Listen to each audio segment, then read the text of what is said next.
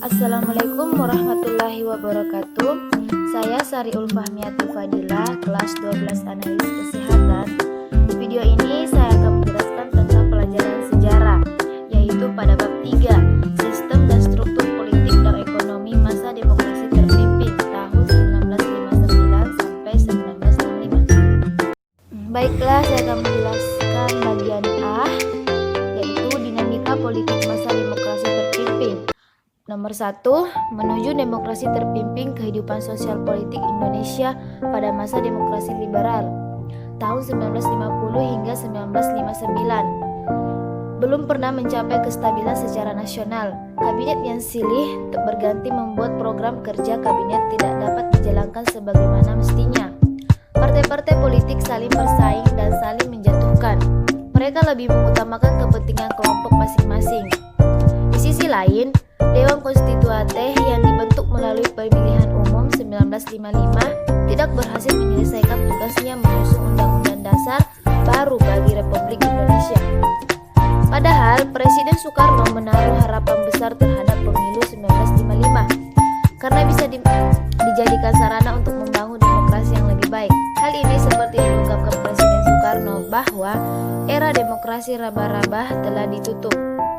Namun pada kenyataannya, hal ini hanya sebuah angan dan harapan Presiden Soekarno semata. Kondisi tersebut membuat Presiden Soekarno berkeinginan untuk mengubur partai-partai politik yang ada. Setidaknya sederhanakan partai-partai politik yang ada dan membentuk kabinet yang berintikan 4 partai yang menang dalam pemilihan umum 1955. Demokrasi terpimpin sendiri merupakan suatu sistem pemerintahan yang ditawarkan Presiden Soekarno pada Februari 1957. Nah, upaya untuk menuju demokrasi terpimpin telah dirilis oleh Presiden Soekarno sebelum dikeluarkannya Dekret Presiden 5 Juli 1959.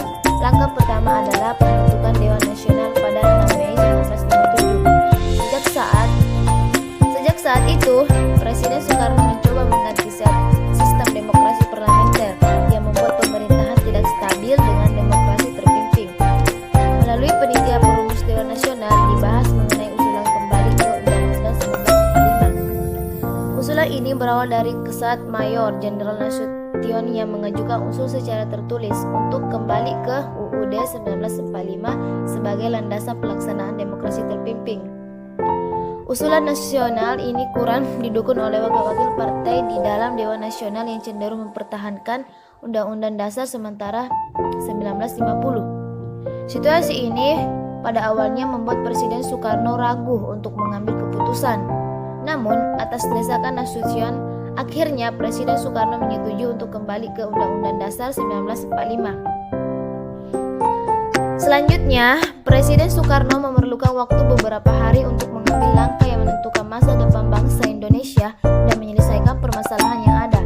Pada tanggal 3 Juli 1959, Presiden Soekarno memanggil Ketua DPR, M.R. Sartono, Perdana Menteri, Insinyur Juanda, para menteri, pimpinan TNI, dan anggota Dewan Nasional, dan Muhammad Yamin, serta Ketua Mahkamah Agung, M.R. Wirjono Prodjodikoro, untuk mendiskusikan langkah yang harus diambil. Setelah melalui serangkaian pembicaraan yang panjang, mereka bersepakat mengambil keputusan untuk memberlakukan kembali Undang-Undang Dasar 1945. Pertemuan tersebut juga menyepakati untuk mengambil langkah untuk melakukannya melalui dekret Presiden. Pada hari Minggu, 5 Juli 1959 pukul 17.00, dalam suatu upacara resmi yang berlangsung selama 15 menit di Istana Merdeka, Presiden Soekarno mengumumkan dekret yang memuat 3 hal pokok, yaitu 1. Menetapkan pembubaran konstituante. 2. Menetapkan Undang-Undang Dasar 1945 berlaku bagi segenap bangsa Indonesia dan seluruh tumpah darah Indonesia, terhitung mulai tanggal penetapan dekret dan tidak berlakunya lagi Undang-Undang Dasar sementara atau Undang-Undang Dasar sementara. 3. Pembentukan MPRS yang terdiri atas anggota DPR ditambah dengan utusan-utusan dan golongan, serta pembentukan Dewan Pertimbangan Agung sementara atau DPAS. Kemudian Kemudian dilanjutkan dengan pembacaan Dekret Presiden 5 Juli 1959. Dekret juga mendapat sambutan baik dari masyarakat yang hampir selama 10 tahun merasakan ketidakstabilan kehidupan sosial politik. Mereka berharap dengan dekret akan tercipta suatu stabilitas politik. Dekret pun dibenarkan dan diperkuat oleh Mahkamah Agung. Dekret juga didukung oleh TNI dan dua partai besar, PNI dan PKI serta Mahkamah Agung. Bahkan KSAD, salah satu konseptor dekret, mengeluarkan perintah harian kepada seluruh jajaran TNI AD untuk melaksanakan dan mengamankan takdir presiden. Dukungan lain kemudian datang dari DPR. Dalam sidangannya pada 22 Juli 1959, dipimpin langsung oleh Ketua DPR, secara aklamasi menetapkan bersedia bekerja terus di bawah Undang-Undang Dasar 1945. Melalui dekret presiden, konsep demokrasi terpimpin yang dirumuskan Presiden Soekarno melalui konsepsi 1957 direalisasikan memerlukan melalui Staatsnoodrecht, hukum negara dalam keadaan bahaya perang. Langkah politik ini terpaksa diambil karena keadaan tata negara dalam keadaan krisis yang membahayakan persatuan dan kesatuan bangsa dan juga mengancam keutuhan NKRI. Sehari sesudah dekret Presiden 5 Juli 1959, Perdana Menteri Juanda mengembalikan mandat kepada Soekarno dan Kabinet Karya pun dibubarkan. Lembaga berikutnya dibentuk oleh Presiden Soekarno melalui penetapan Presiden nomor 2 atau 1959 tanggal 31 Desember 1959 adalah Majelis Permusyawaratan Rakyat Sementara dengan Chairul Saleh sebagai ketuanya dan dibantu beberapa orang wakil ketua. Anggota MPRS pemilihannya dilakukan melalui penunjukan dan pengangkatan oleh Presiden, tidak melalui pemilihan umum sesuai dengan ketentuan Undang-Undang Dasar 1945. Mereka yang diangkat harus memenuhi beberapa persyaratan, yaitu setuju kembali ke Undang-Undang Dasar 1945, setia kepada perjuangan Republik Indonesia, dan setuju dengan manifesto politik.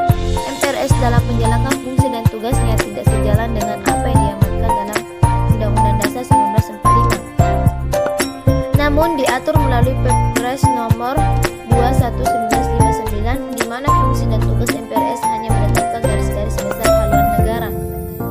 Sementara itu, untuk Dewan Perwakilan Rakyat DPR hasil pemilihan umum 1955 tetap menjalankan tugasnya dengan landasan Undang-Undang Dasar 1945 dengan syarat menyetujui segala perombakan yang dianjurkan pemerintah sampai dibentuknya DPR baru berdasarkan penetapan Presiden nomor 1 1959. Selain itu, Presiden juga membentuk suatu lembaga baru yang bernama Musyawarah Pembantu Pimpinan Revolusi atau MPPR berdasarkan penetapan Presiden nomor 4 1962. MPPR merupakan badan pembantu pemimpin besar revolusi dalam mengambil kebijakan khusus dan darurat untuk menyelesaikan revolusi. Keanggotaan MPPR meliputi sejumlah menteri yang mewakili MPRS, DPR, GR, departemen, angkatan, dan para pemimpin partai politik Masakom. Penilai terhadap pelaksanaan demokrasi terpimpin yang dilaksanakan oleh Presiden Soekarno pertama kali muncul dari Muhammad Hatta. Tulisannya dalam menjalankan Islam Panji Masyarakat pada tahun 1960 yang berjudul Demokrasi Kita. Hatta mengungkapkan kritiknya kepada tindakan-tindakan Presiden, tugas-tugas DPR sampai pada pengamatan adanya krisis demokrasi, yaitu sebagai demokrasi yang tidak kenal batas kemerdekaan, lupa syarat-syarat hidupnya, dan melalui jadi anarki lambat laun akan digantikan oleh diktator. Nomor 2, peta kekuatan politik nasional. Antara tahun 1960-1965, kekuatan politik pada waktu itu berpusat di tangan Presiden Soekarno. Presiden Soekarno memegang seluruh kekuasaan negara dengan TNI, AD, dan PKI di sampingnya. TNI yang sejak Kabinet Juanda diberlakukan SOB, kemudian diberhentikan PRRI dan Pemuska pada tahun 1958, mulai memainkan peranan penting dalam bidang politik. Di kehidupannya, Undang-Undang 1945 merupakan usulan dari TNI dan didukung penuh dalam pelaksanaannya. Menguatnya pengaruh TNI AD membuat Presiden Soekarno berusaha menekan pengaruh TNI AD, terutama Nasruddin yang dua TNI. Yaitu Soekarno berusaha mendapat dukungan partai-partai politik yang berpusat di Jawa, terutama PKI, dan merangkul angkatan bersenjata lainnya, terutama Angkatan Udara. Kekuatan politik baru lainnya adalah PKI. PKI sebagai partai yang bangkit kembali pada tahun 1952 dari puing-puing pemberontakan Madiun 1948. PKI kemudian muncul menjadi kekuatan baru pada pemilihan umum 1955 dengan menerima penetapan Presiden nomor 7 1959. Partai ini mendapat tempat dalam konstelasi politik baru. Kemudian, dengan menyokong gagasan Nasakom dari Presiden Soekarno, PKI dapat memperkuat kedudukannya. Sejak saat itu, PKI berusaha menyaingi TNI dengan memanfaatkan dukungan yang diberikan oleh Soekarno untuk menetap pengurus TNI AD.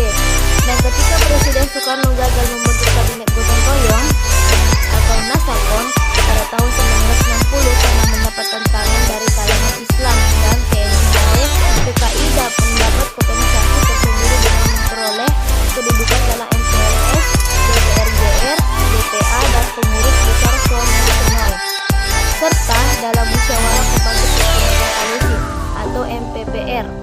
Kondisi ini mendorong pimpinan TNI AD berusaha untuk membimbingnya dengan mengajukan calon-calon lain, sehingga menjadi pengontor terhadap PKI dalam komposisinya. Upaya ini tidak mencapai hasil yang optimal karena Presiden Soekarno tetap memberikan kursi dan posisi kepada anggota PKI. Pada akhir tahun 1964, PKI disebutkan dengan berikan dokumen rahasia milik PKI tentang konsumen program kegiatan PKI dewasa ini. Dokumen tersebut menyebutkan bahwa PKI adalah merancangkan perwujudan kekuasaan, namun pimpinan PKI menyangkal dengan berbagai cara dan menyebutnya sebagai dokumen palsu. Peristiwa ini menjadi isu politik besar pada tahun 1964. Namun hal ini diselesaikan Presiden Soekarno dengan mengumpulkan para pemimpin partai dan membuat kesepakatan untuk menyelesaikan permasalahan di antara unsur-unsur di dalam negeri. Diselesaikan secara musyawarah karena sedang menjalankan proyek Nokolim, konfrontasi dengan Malaysia. Kesempatan tokoh-tokoh partai politik ini dikenal sebagai Deklarasi Bogor. Upaya-upaya PKI ini membawa hasil dengan ditangkapnya tokoh-tokoh Murbah, di antaranya Soekarno dan partai Murbah yang didukung oleh Presiden Soekarno. Merasa kedudukannya yang semakin kuat, PKI berusaha untuk memperoleh kedudukan dalam kabinet. Berbagai upaya dilakukan PKI mulai dari aksi coret-coret, pidato-pidato, dan petisi-petisi yang menyerukan pembentukan kabinet Nasakom. Mereka juga menuntut penggantian pembantu-pembantu presiden yang tidak mampu merealisasikan program pemerintah, serta mendesak supaya segera dibentuk kabinet gotong royong yang membolehkan Nasakom. Terhadap TNI AD pun, PKI melakukan berbagai upaya dalam rangka mematahkan pembinaan teritorial yang sudah dilakukan oleh TNI Angkatan Darat, seperti peristiwa Bandar Besti, Sumatera Utara, peristiwa Jempol. Upaya mengongrong ini dilakukan melalui radio, pers, dan poster yang menggambarkan setan desa yang harus dibunuh dan dibasmi. Tujuan politik PKI di sini adalah menguasai desa untuk mengepung kota.